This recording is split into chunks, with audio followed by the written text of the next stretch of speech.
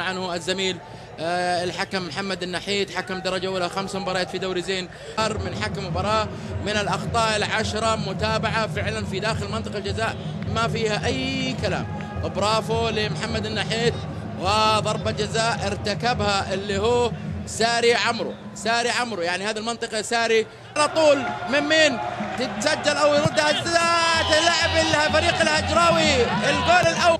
طارق بن يحيى تكلم الرجل هذا كثير لما جاء، قال وجدت مشاكل نفسيه كبيره بالفريق، واول مباراه له كانت امام الديربي في الفتح هناك مع الفتح. هذا الهدف من ضربه جزاء تركيز في 7 متر 32 بمترين و44 على يسار عساف الى المرمى الوحده، والثالثه كمان.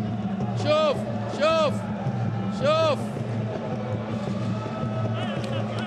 واحد من اخطاء من يتقدم البهداري يسجل الثاني، يلعب واثنين هجر. صعبت هؤلاء هم المساكين بصراحه، هؤلاء هم المقهورين بصراحه. والله الألم والحسره فعلا واضحه على وجوه الوحدويه وكل المكاويه اللي يحبوا الوحده.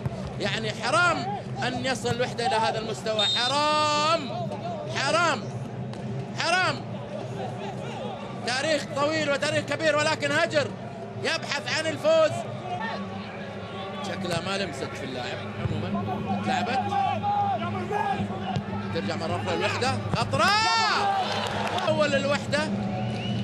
لاحظ الكرة، سعيد أتى من الخلف في المرمى بقوة، يسجل الهدف الأول للوحدة في الدقيقة 26.